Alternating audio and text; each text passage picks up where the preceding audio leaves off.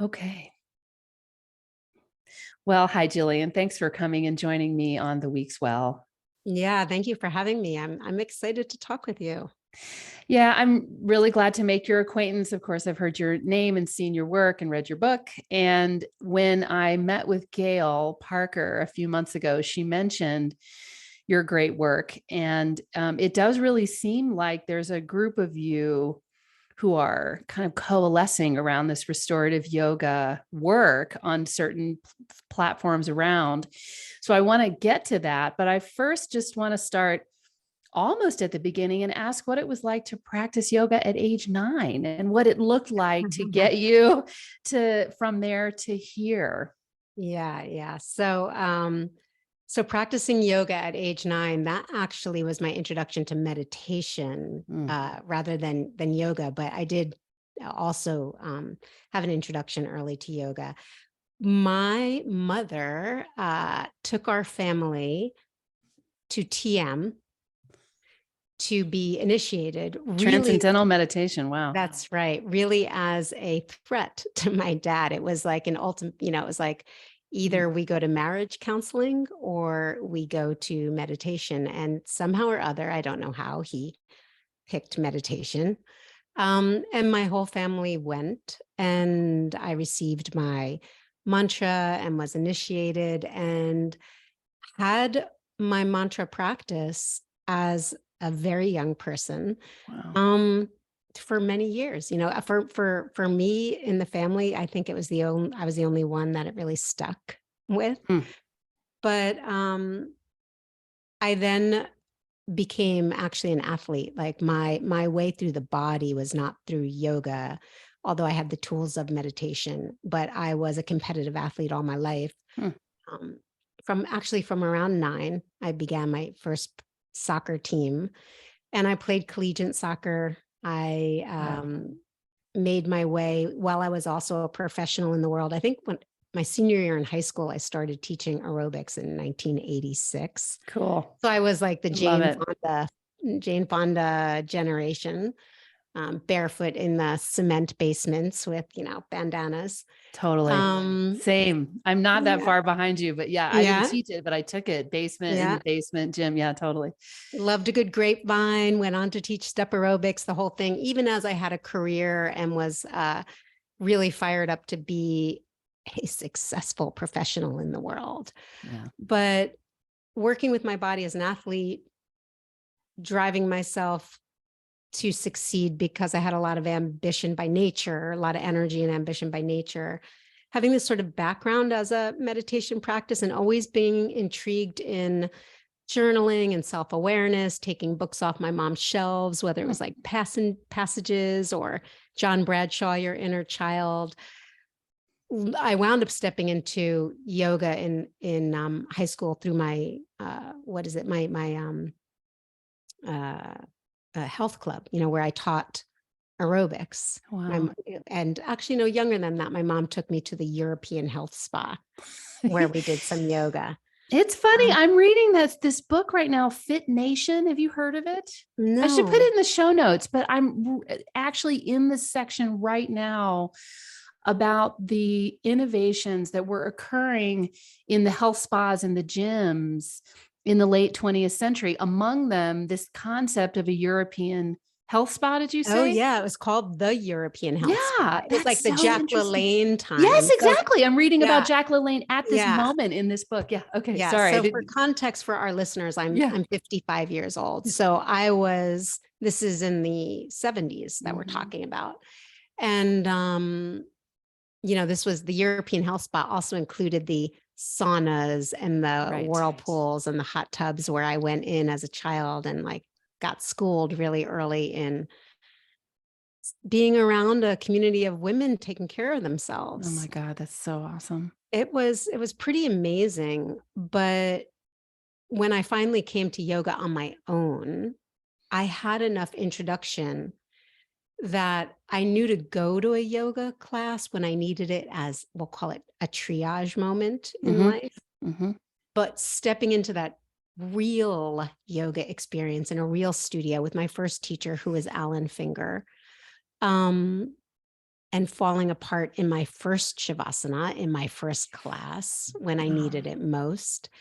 It was like coming home in a way that probably nothing else in my life, in any aspect of my life, ever felt like. Yeah, I totally understand. I had the same exact experience in Shavasana, and I'm not now able to recall another conversation in which I had the same thing. I mean, somebody just finished talking to Shannon Crow of the Connected Yoga Teacher podcast. I think her listeners would love to learn from you anyway. It might be a connection, as it were, to make. But I was saying, I think one of the geniuses in modern yoga is Shavasana, because what other circumstance do we find ourselves in at the end of some kind of physical fitness movement? That's what yoga asana is. Although I'm sure we'll get to the restorative aspect of your teaching, which is not exactly fitness. It's sort of mental and emotional fitness, but not exactly the physical. And being able to just rest, not just by yourself, but among others doing the same. Yeah. Yeah. I mean, this rest conversation, I guess I'm assuming we're going to jump around a little bit, but Yeah. it's a really interesting time. So I just want to put a framework on that. I have been studying, teaching, practicing, sharing restorative yoga since the mid 90s. So this is not a new practice for me. This is my lineage. This is my spiritual practice. This is my healing practice. This is my only way I get through life practice. But I bring that up because the conversation around rest right now has never been louder, Right. especially on social media. And, relaxation is a prerequisite to rest. So everybody's speaking really loudly about rest, but you can't just stop doing a lot of activity and have that be something restful. Right. And a lot of social media conversation and news conversation and wellness conversation, it's easy for us to think of rest as another trend or even another burden, or Right. either another, people are like, oh, great. Now on top of everything else, I also need to rest. Yeah. Another stressor, another checkbox that I'm not Yeah. going to get done today. Yeah. Yeah. And rest, sure, it has a utilitarian aspect, but we can't really approach it in a utilitarian way. We set conditions for rest to happen. We set conditions through learning the skill of relaxation, which is something we need to practice and learn. It's not something we're taught. It's not baked into our families or our culture. So for me, this conversation around rest really begins with, learning how we hold tension that prevents us from relaxation. And then therefore learning the study of conscious relaxation so we can set conditions for deep rest. That's amazing. I mean, that's such a clear description of the efficacy of yoga nidra and the efficacy of the relaxation and meditation piece of yoga, which is, I've been doing a lot of work in the scientific research on yoga. And of course, yoga nidra is sort of rising up. And it's interesting to see science catch up with the very clear description that you just made, because that description, I can't imagine it doesn't come straight from your lived experience, right? Yes, yes. And so I want to make a note then there on, yes, yoga nidra. Yes, all the research. Yes, it's one of my favorite practices in the categories of rest and renew. But I find the way I practice restorative yoga is different than yoga nidra in that I am specifically practicing paying attention to tension and actually creating space for it, befriending it, listening, so that I can understand how I hold and how I grip so that I can create a relationship to either include my tension or create conditions for tension to soften when it's a wise time to do so, how I can ungrip or unfurl, which is different than Yoga Nidra in the sense of Yoga Nidra gives us time to sort of almost get out of our mind and body by moving by methodically. And not resting and settling into particular areas. Whereas restorative yoga can give us the opportunity. It doesn't have to be used this way, but something that I find helps me in my path of deep listening, which is ultimately learning how to self-regulate, which is ultimately learning how to respond rather than react, which is ultimately learning how to choose my behavior consciously, mindfully, compassionately, rather than get caught up in my habitual stress response, which we're all wired to do. And I found that I had I still have no shortage of, that's why I practice regularly. Totally. So restorative yoga in this sense, we're making, we're developing a relationship with the way we close down, harden, armor, and studying how we can stay present and open when we don't actually need to harden and hold. Right. Which with the yoga practice writ large, assuming that there are two consenting parties in the experience where the power dynamic isn't being abused, yoga writ large is that opportunity to safely unfurl, unwind, and recognize that there's no need in that circumstance specifically to hold up any armor, right? Yes. I agree. I mean, I think we're all pointing to the same places through the techniques and this conversation of student teacher, abuse of power, yoga lineage, like I've had this interesting path of sort of skirting any particular, I don't want to use the word like Sangha or Kula or I've learned from so many masters. I have a handful of masters who have really left a huge imprint on me and are deeply embedded in my work. But the practice itself has always been the greatest teacher. Any of my great teachers have guided me into the experience of being with. Right.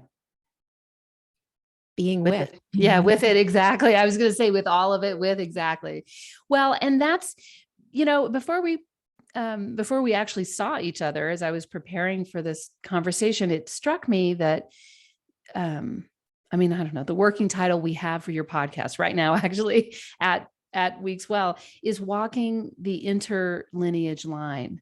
It really seems like that's reading your bio, what you've done, because it isn't even that I love how you said it. The teachers that have, you said left you with something, I didn't hear that word, but embedded in your teaching. It's just a beautiful image that what they've left you with, just keeps coming up and out from your most restful places as a teacher. And, your most important gifts as a teacher. And so it isn't even that, I'm just looking down, you studied with John Kabat-Zinn and Sharon Salzberg and Eric Schiffman, who is when I saw that, my heart just kind of went, yay. The emoji, what else could you do? Yeah. Cause I was like, wait, I was like, did I see her was she at that training in Santa Barbara? Yes, I was at that training in Santa Barbara. Well, in 1998. Yeah, I was there about 4 years later, or maybe 5. Yeah, it was such a great. Yeah, but and also Alan Finger, of course. I don't mean to pass him up because you mentioned him first, but you also had this transcendental meditation thing. So yeah, really, it's like you're. And honestly, I am a yoga teacher, meaning I use the modality of yoga practices, the asana, the 8-limb path, but primarily my teacher is Pema Chӧdrӧn. So yeah, let's go there. Let's talk about her and how that sort of, did that intersect with your experience when you realized that there was a point at where you were talking about your success in the corporate world, as when you've already said it in this talk as well, kind of right there aligned with a really sweaty athletic approach. Do I understand that you had this like sweaty athletic approach to yoga also then, or only when I just began, because I started as an athlete. You know, I came into my yoga class literally, I think like 2 months after I ran a marathon. I ran the 1992 New York City Marathon as a non-runner. Wow. Because 5 months before that, or 4 months before that, I ran a 5K. That was so much fun. You're like, why not? Exactly. Why not just add 20 miles? Well, you're like, why not just start a band? You know, exactly. It was the same thing. Totally. It was like, I had a really good time. So why not do it bigger? Completely. I totally understand. I love it. And someone said to me, like, you should run the marathon. And I happened to like get a ticket by my corporate boss at the time, that our company, you know, was gifted a few certificates. And I was like, yes, I want to do it. And I did do it as a non-runner because I was really good at whatever you put your mind to, you can do. And that was my lifelong motto, you know, mind over matter, which I still think has a place in our understanding of energy. But when abused, when not coupled with listening, when not coupled with compassion, when not coupled with self-awareness and reflectivity and self-inquiry, then it can become abusive, even when it's for what's seemingly a good goal, right? So my mind over matter was enthusiasm and the ability to just get things done. So I had progressed very quickly through my corporate. But at 30, I was already a major marketing director at a publishing firm, actually like from 26 or something, 27. And I did come as an athlete to yoga because I just came off the marathon. Until date, I was a step teacher and a personal trainer after work. So I worked corporate, and then 5 days a week and Saturdays I taught fitness right after work. That first yoga class humbled me. With Alan? Yeah. Yeah. And I went back every single day as a enthusiastic, dedicated worker will for 3 years, 7 days a week. Wow. To the city from Hoboken. And yes, and so I grew up in what is called the Ishta yoga lineage. I then also I think that was like 95, 94. And I was eventually initiated as a teacher by Mani Finger and Alan Finger, Mani, his dad. And it is a beautiful, beautiful, integrated, well-rounded, one of what I think as one of the most well-rounded yoga practices when offered in a single class space, right? They still included, they never dropped out any of the aspects of yoga.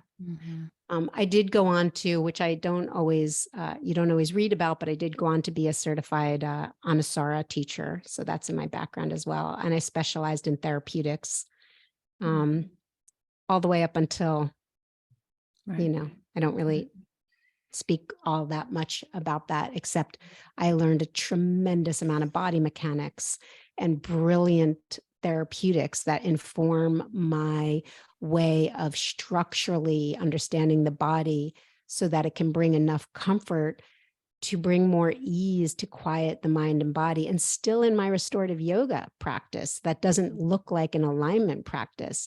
I draw deeply on the principles of Anusara alignment and therapeutic principles of bones and muscles and the uplifting heart aspect of the practice that points us towards appreciation and gratitude and raising energy. And you know, also a beautiful package in that way.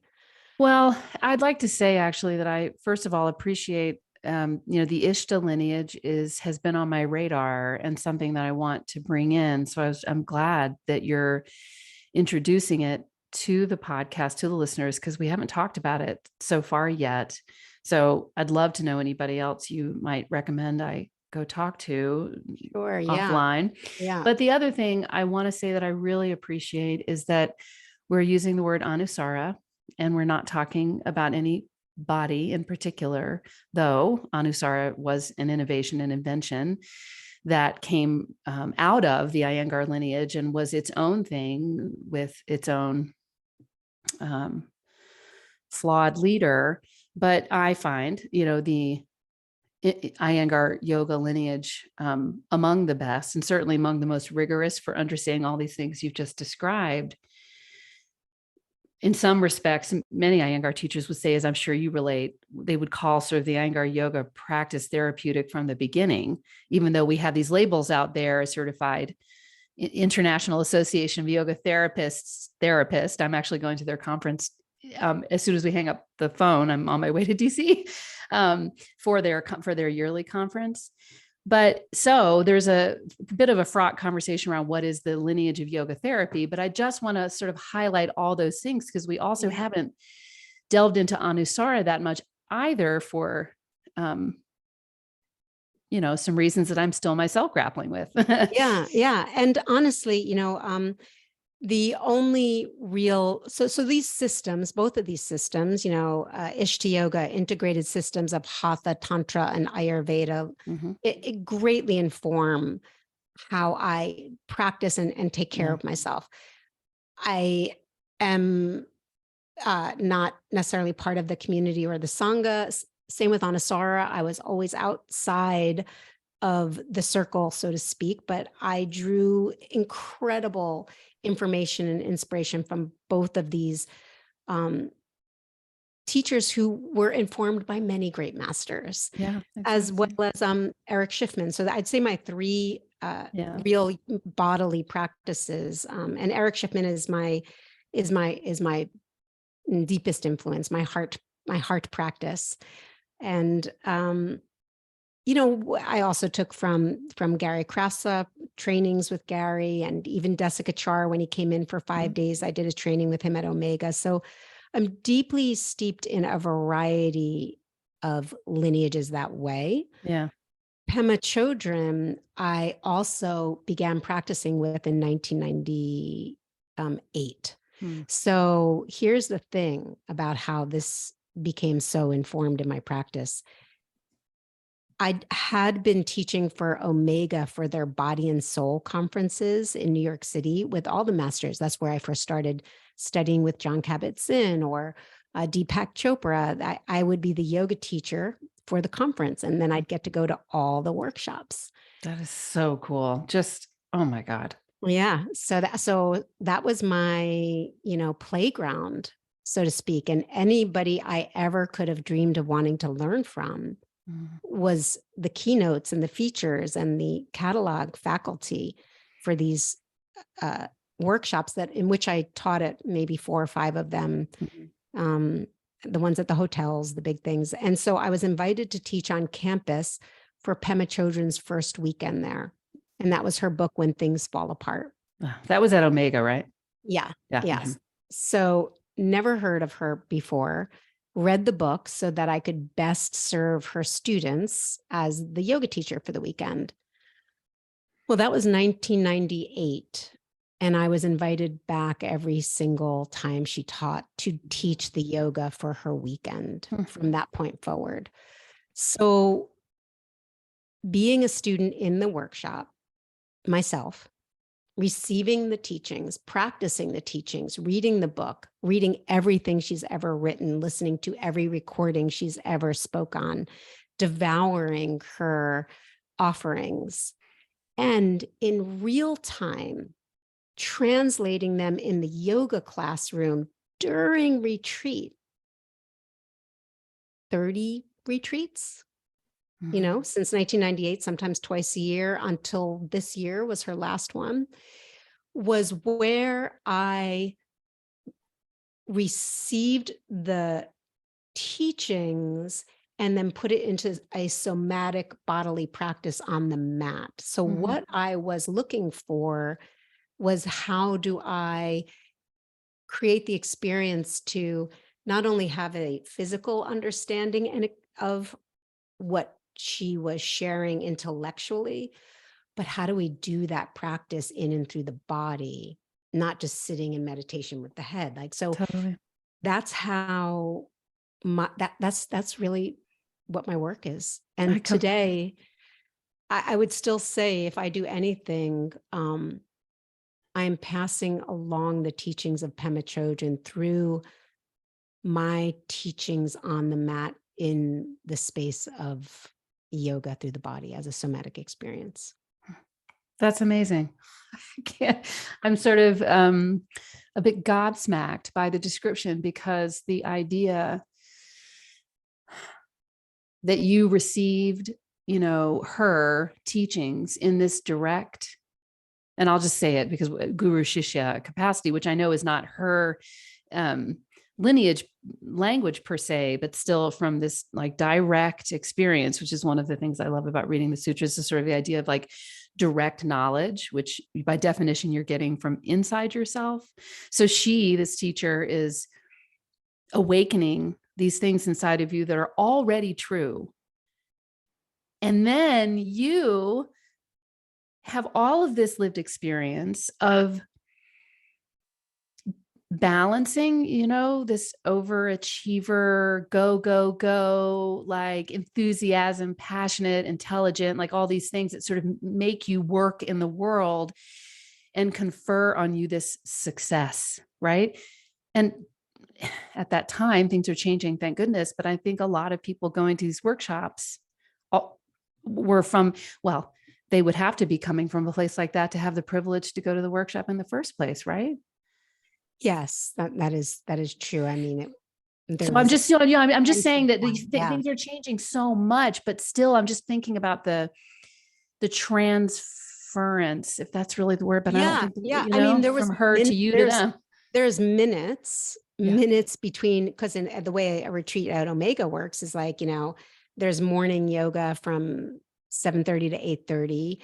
Workshop starts at 9 to 12, then workshop from 2 to 5, and then yoga from 5:15 to 6:15. So Amazing. I was literally going from being awoke, like it wasn't even cognitive. When you're in a learning environment like that, it sort of goes past the cognitive experience, and you're just totally. And so I went right from like things being reorganized and experienced in my body, right, to offering verbally and physically a yoga experience with minutes between the two. My greatest learning was not only being in her presence and receiving, but the absorption and having to reinterpret was where it sank into me. I'm like sure. The opportunity to relanguage. Yeah, exactly. It like wired my brain in that deeper understanding. So I couldn't be more grateful. And it is also something that, doesn't fail to always surprise me. I listen to a podcast I'm on, or read an article, or I watch my Zooms, I'm like, did I say that? Like, wait, do I know that? And what happens is the minute I start channeling, the minute I take the seat of a sharer, I can't pronounce that well, but the minute I have the opportunity to share teachings, it's as if I'm gone and they come through. And then like I get invited to talk to you, and I'm like, what am I going to say? What do I know? I don't even know what I'm saying. And then it's in the invitation of sharing, the channel is reopened. And so my favorite thing in the world to do ever is teach, because I get to be saturated myself in the teachings as I get to share. Right.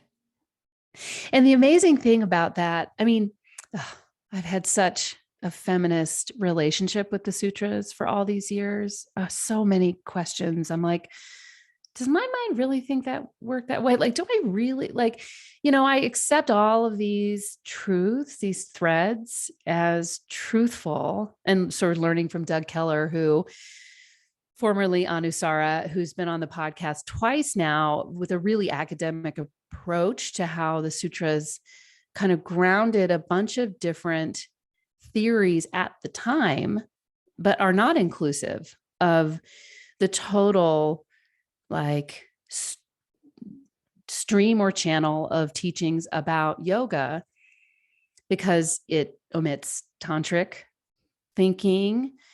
The Hatha Yoga Pradipika wound up being a different document, with a different agenda and set of ideas than the Yoga Sutras. And it's really just a slate, or is it slide? I don't know. I can't pronounce that one either, of hand, that brings us to modernity with the Yoga Sutras, just because Vivekananda showed up and was like, I'll talk for half a thing about the sutras and the other half about what I think. And so it just got linked, the sutras just got linked, into, and so in any event, one of the issues I have with that and with the conversation of sort of the ego space is that my first teacher, also formerly Anusara, J.G. Gormley, who introduced me to Eric, who, amplify, like hashtag yes to everything you said about him.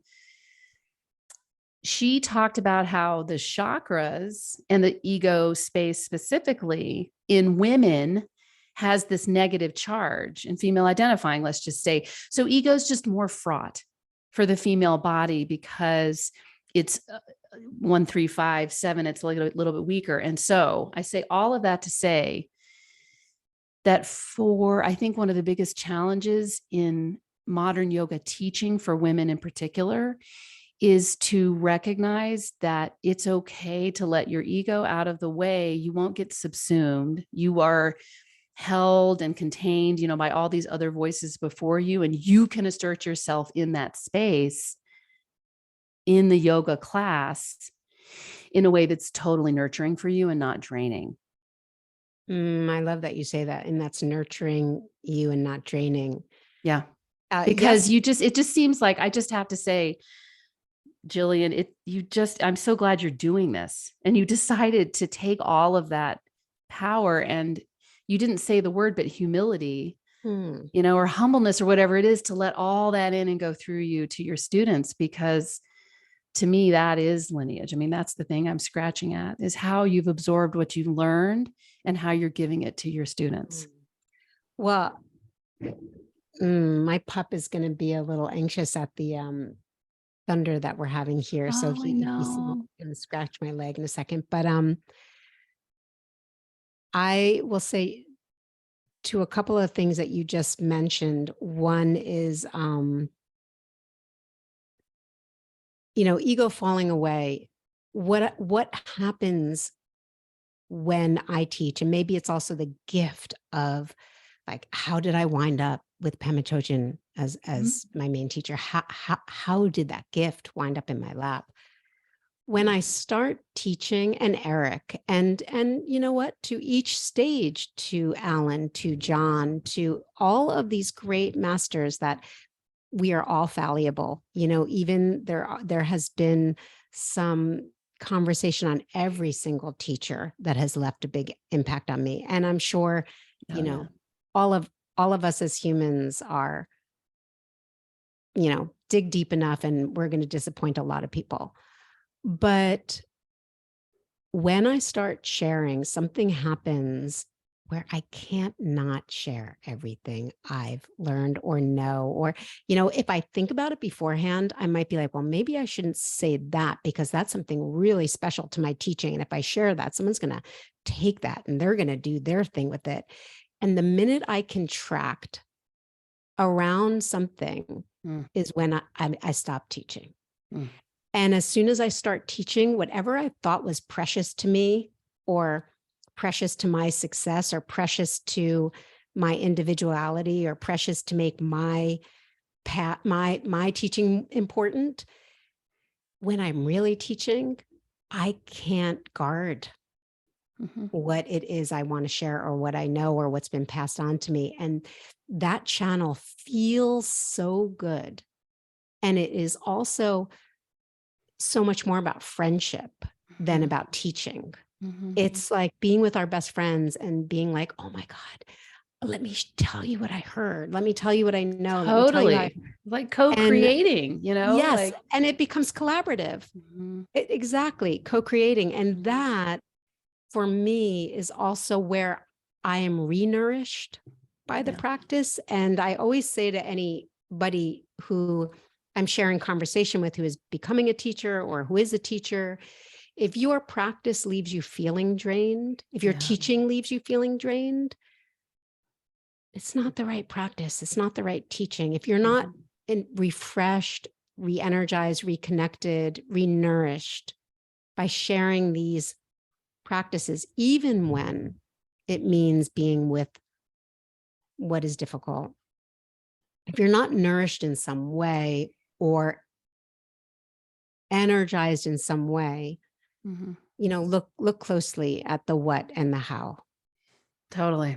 And what nourish exactly. Yes. And so, I want, please go ahead. You said something else I just also wanted to share, in that conversation of guru is, I don't know where you said it or how you said it, but it was in short words, awakening what we know in each other. Yeah. And I think that is also the biggest gift of the modality I teach. Like, it's a really good modality for that. It's a really good modality for letting my most compassionate presence lead. But it is most effective and intimate when it is about awakening. Can you hear that? Can you hear that thunder here? Yeah.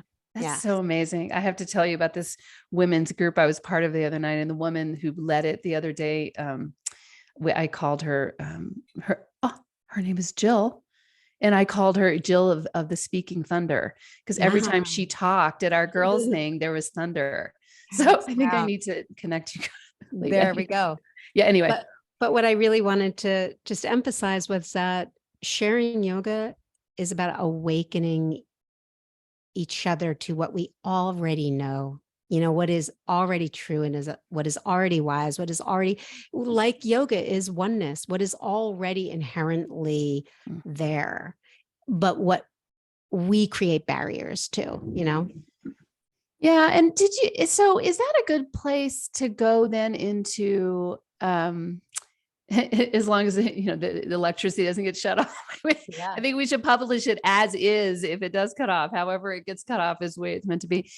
But is that what happened to you? The barrier, I guess, between this part of you, this gift giver in you, this service provider, this caregiver. It sounds like you identify, or I would project that you are those things. Tell me if I'm right or wrong. Well, that's what the practice does. I probably definitely was predisposed to, listen, I was a cheerleader as a kid. I was the captain of the soccer team, not because I had to be in charge, but because I wanted to inspire my teammates. Right. So by nature, I naturally, I feel inspired. I like other people to have that energy as well. So that you're like a restorative yoga cheerleader.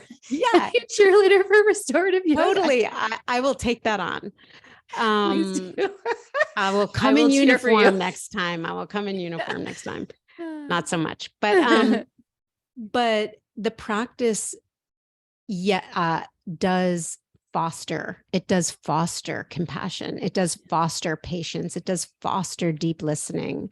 So I naturally developed that aspect that was already me, but I can't not lead with that. So it's not that I think of myself as a caretaker, but the caring leads the teaching. Yeah.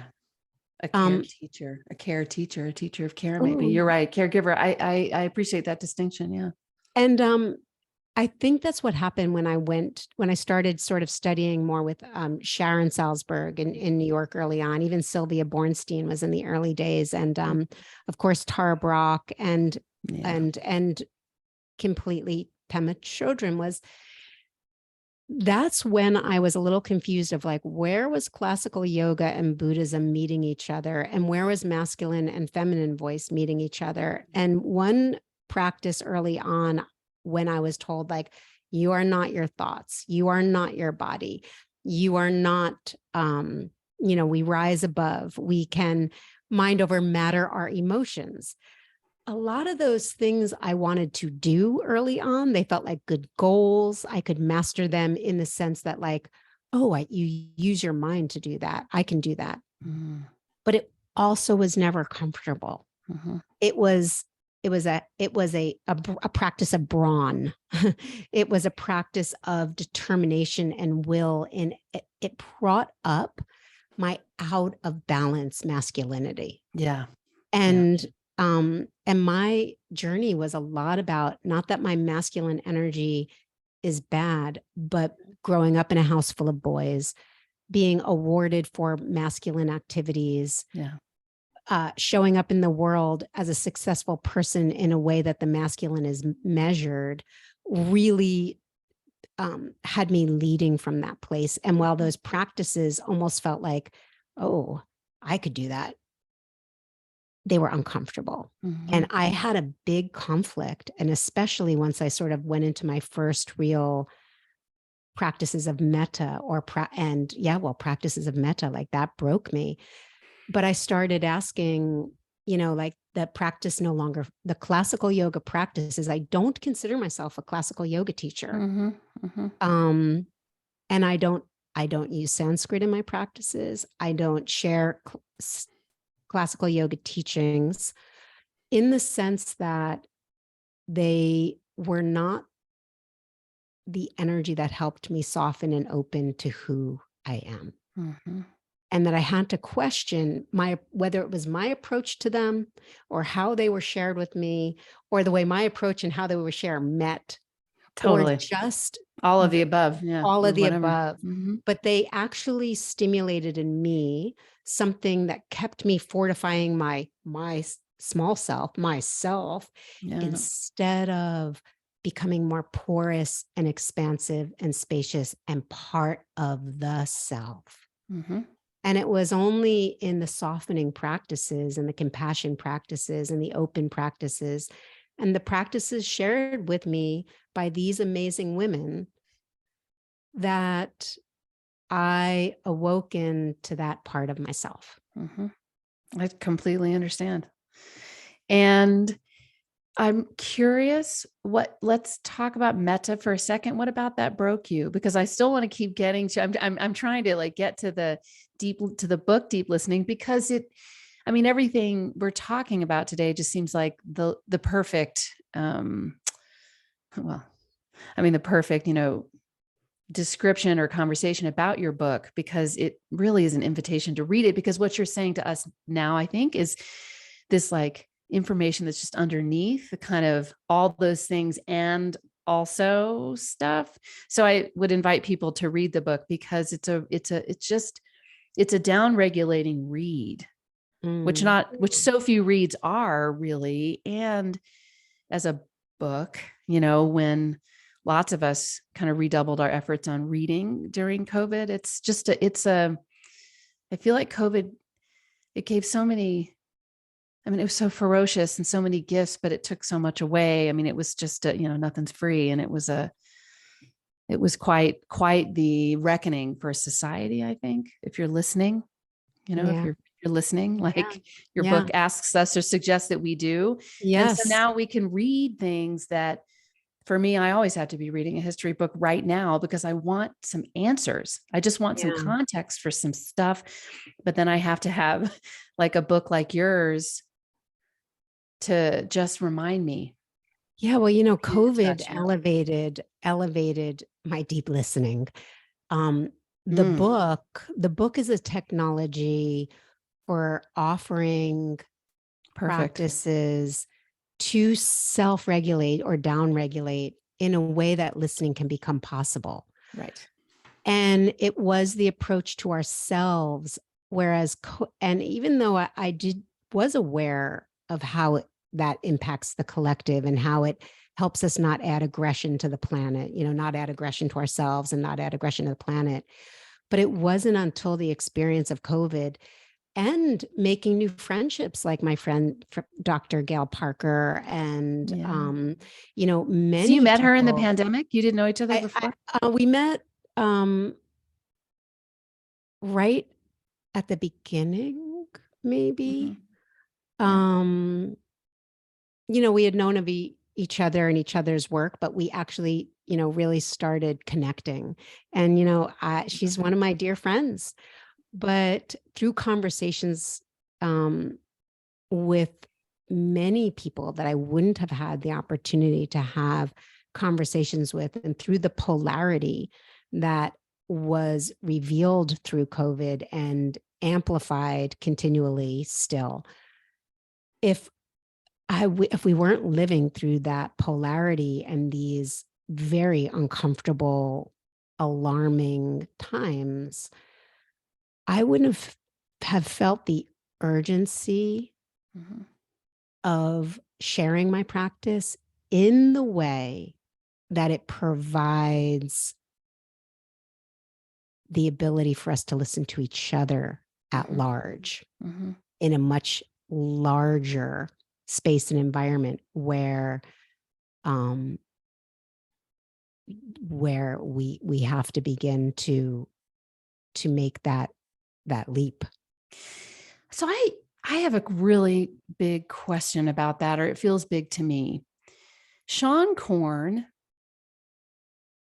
talked about the schisms that are happening in modern yoga right now between people who practice under the same umbrella word. And I don't know if we are speaking out of turn when we try to make yoga political, which is different from politicizing yoga. But I guess I'm wondering, do you think you have a role in uniting people across this polarity, or do you think? No. I don't think I have a role as a uniter. Not as far. I feel like I'm an ambassador for listening. The cheerleader. Yeah. Because that's true. The ambassador for listening and cheerleader for restorative yoga. You should keep going with these labels. But they're both, because listening is a resting practice. Yeah. Relaxation is a prerequisite for listening. Relaxation is a prerequisite for rest. Relaxation is a prerequisite for healing. Relaxation is a prerequisite for listening. And listening, real listening, is the ability to stay open in the moment. That's what listening is. Listening is the ability to stay open in the moment. And the moment always, if it's an actual moment, it will always contain paradox and ambiguity and contradiction and polarity, because that's reality. And so listening is the practice of being with this and that, not this or that. And it's not actually fixing things or changing things. It's creating conditions for things to change. So however they change, because we can't know. Because and the ingredients of compassion, I was going to ask friendship, befriending and compassion inherently is the activator of change, right? And we can't create that peace. That compassion is the activator of change. Is that what you just said? Well, yeah, because so there's a lot of science on listening, right? There's a lot of science on learning. So let's break it down to learning. You talked about your preschool, blah, blah, blah before. Sorry, not blah, blah, blah, blah. but like that. So we know from neuroscience, we know that learning can only happen when we're not in the stress response, right? Feel safe. The whole prefrontal cortex can only turn on, and the parts of our brain that look at big picture thinking, and the parts of our brain that withhold judgment but put forth curiosity, the parts of our brain that look for befriending or mirror neurons that create connections. The parts of our brain are right frontal cortex. If you've read, great read is Jill Bolte Taylor's work. So that's really super interesting. But all the things that need to be turned on for learning to happen through turning on the relaxation response. So again, prerequisite for learning is relaxation. We listen as a way of learning. We lean in to listen. Listening is a curiosity practice. Listening is an open practice. If we listen from the perspective of proving our point, of what we know, of what we want to say next, of being heard, that's not listening, right? So listening is actually another one of our heart practices. It's a metta practice. It's a practice of equanimity. And then if we're calling it an equanimity practice or an opening practice or heart practice, we also have to then look at, well, we can't listen if we're not relaxed, because we have to listen defensively. If we're in the stress response, we have to listen defensively. Yeah. Survival will make it so. Correct. Yeah. Exactly. And so if we're listening defensively, we're speaking offensively or defensively. That's not conditions for change. That's conditions for more aggression. And yeah, sharpening of the poles, like gravity moving to the barbells versus. For context, my teacher's Pema Chӧdrӧn, and she's taken a vow to not add aggression to the planet in her lifetime, to herself or others. That is a big conversation to unpack when you're talking about human rights and when you're talking about making sure there's social justice and just humanity. How do you do that without adding aggression? I'm not saying I have the answer in any way, shape, or form, but I'm informed by a master whose teachings are, how do we practice being in relationship and being intimate and collaborating in a way that promotes peace and not aggression? And therefore, how we listen to ourselves, how we listen to the tension in our own bodies, how we listen to the self-talk, not how we change the self-talk, how we listen to the self-talk, how we listen to the achy, dense tension in our body, how we listen, the attitude in which we meet ourselves will either leave us feeling more cared for and open, relaxed, or more tight and hard, defensive. How we attend to and care for ourselves. This brings us back to metta. And so I'm going to back up and say why my metta practice humbled me is when you do a traditional metta practice, you're wishing metta phrases, blessings, affirmations, wishes of wellness. May you be safe and well. May you be happy and live with ease. May you feel loved and loving. Well, you wish that for a benefactor, someone who's been loving to you. That's kind of easy. Yeah. You wish it for a neutral person, and you start to realize, like, wow, I'm walking around looking through people as if they have nothing to do with me. Wow.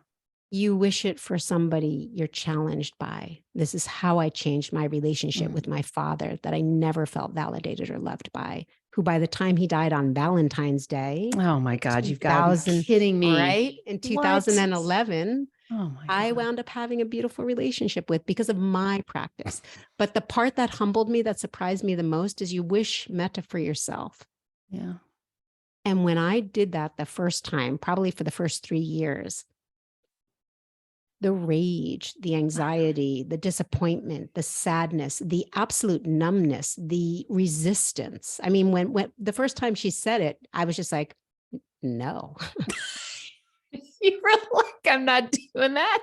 No, like I couldn't even use the words no. It's I couldn't do it. Yeah. It's I locked totally up. Understand. It's I locked up. Yeah. And I started practicing for the first 3 years, having my dearest friend, Nicole, wish me the phrases to learn how it felt to receive them and be worthy of them. So you used your friend to help you with the you part of metta.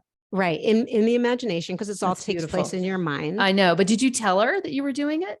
No, but eventually, I mean, she knows because yeah. I think I might even mention it in my TED talk. I do a TED talk on metta and I mention that. But so bringing this fast forward, learning how we listen, how do we hold space for ourselves? How do we meet ourselves? Ultimately, the practice of relaxation, learning how to meet our tension, learning how to meet the inner bully, learning how to meet all the parts of ourselves that we are disappointed by, ashamed of. As we learn to relax in our body in restorative yoga, whether it's just the achy shoulder or the numb belly or the tense jaw, as we learn how to be with the tension we find, breathe, create support by the props, the ground, we learn how to relax with what is. It starts to change. The tension starts to unfurl, not by pulling it apart, not by straining it, but by creating a spaciousness around it, creating support and spaciousness, warmth.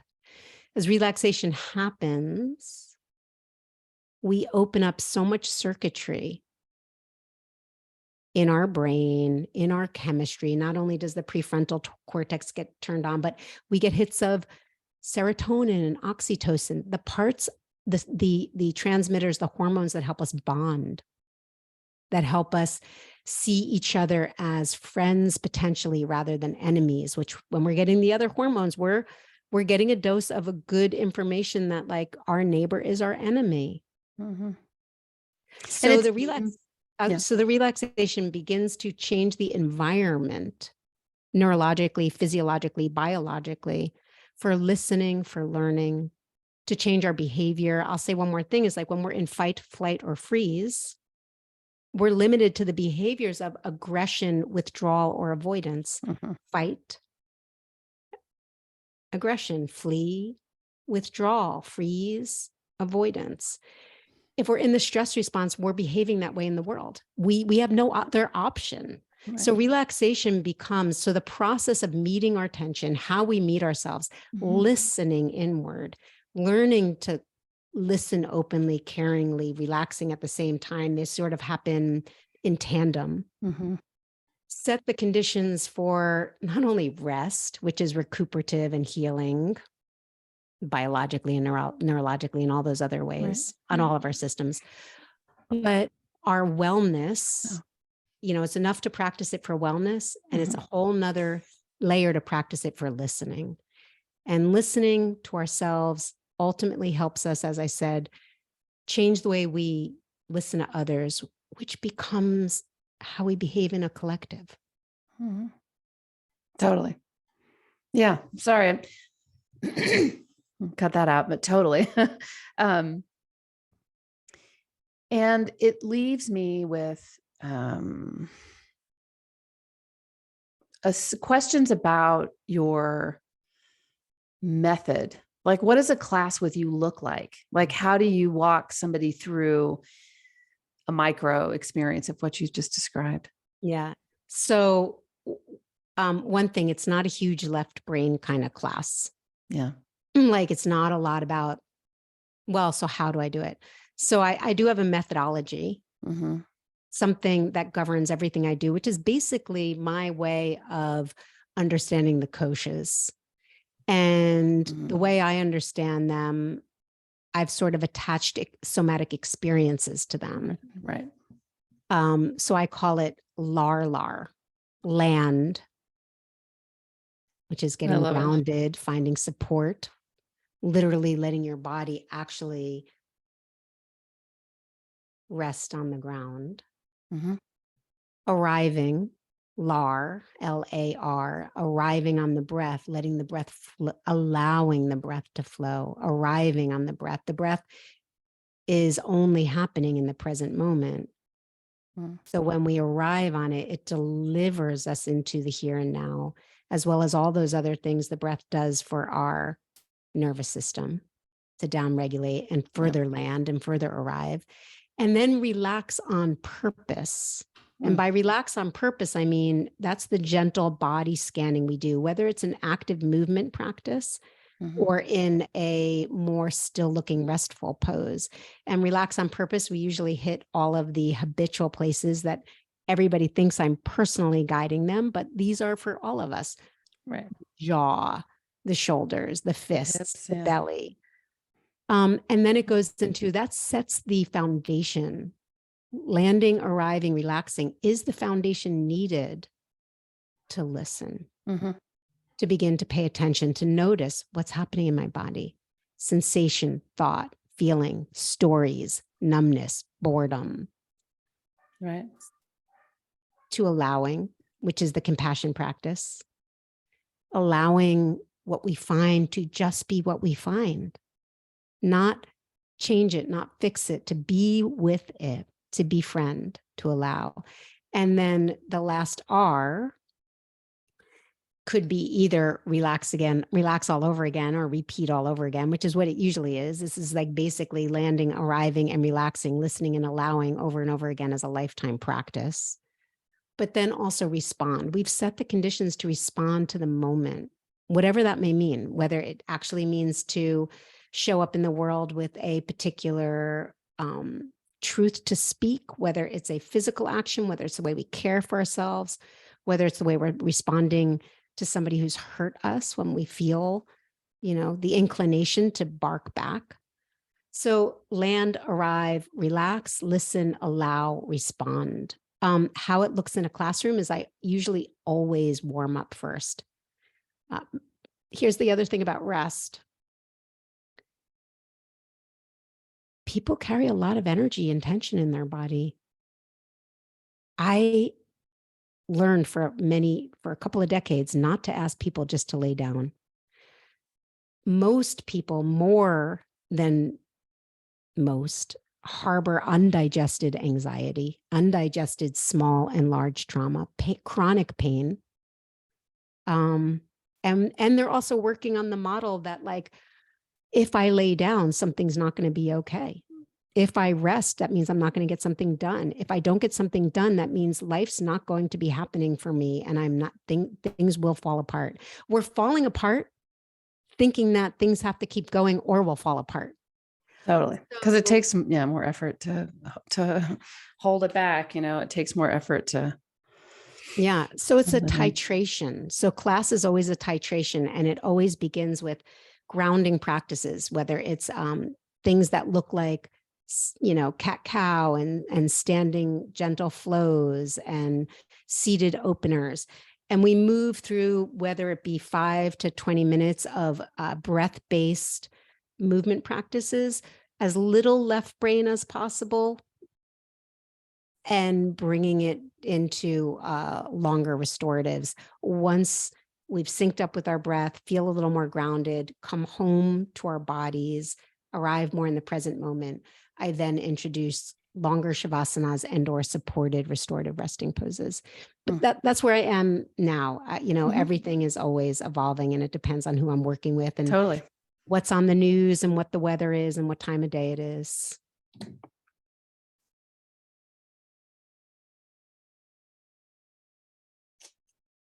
Hold on. Sorry. Can you hear me? I can. Sounds like you were unplugged. Yeah, I know I was. Sorry. And now I'm sorry. Oh. There you are. Yeah. Sorry about that. That's so strange. That's okay. It unplugged. I don't know why. Because I was going to say, it's always evolving. So we can pick up right there. Yeah. And I can't, I am really looking forward to learning more about where you take this movement. This sort of thing of deep listening. It's an amazing title. It's such an important concept, like writ large, as we discussed, like minutes and whatever, a long time ago, it seems like, but in the most amazing way. How you'll keep going with it. So I definitely hope that most listeners of this podcast are teachers. So I hope they decide, we'll have it all in the show notes, like where to take a class from you, to get the book at least, and just to learn about this layer. I might stand by this walking the interlineage line. There's something more fluid that you're doing than that. So it's something else, but you really have created this, I think, essential modern teaching. Well, if you can figure out what to call it. People all the time ask me, like, what to teach or describe and like, I really don't have language. If I was to summarize it in the most simplest heart-centered way that I could is, I'm just meeting people in friendship and sharing how can we all be here together without resorting to our armor and closing back up our shells. Mhm. And it really comes down to the way we are with each other more than any particular lineage or any particular technique Mhm. or any important person. It's how are we showing up and how are we using this time together to be present with each other? Yeah. Well, Jillian, thank you so much for joining me today. I can't wait to write the show notes and can't wait to release this episode. Well, thank you. I hope, I'm sorry, I seem to sort of like circle all around the block. So thank you No for way. that expansive conversation. It is my pleasure. It's really great to have you. Sorry about that. Yeah. No, what I just really wanted to say is I wanted to thank you. I've been thinking a lot about, we do have a tremendous amount of masters that are still here on the planet with us, and many masters who have studied with some very potent energies and lineages. What would they do hold, teachings that have been passed down and passed down and passed down. And the fact that you are taking the time to capture and talk with and draw out this history at the moment, especially at a time where there are so many different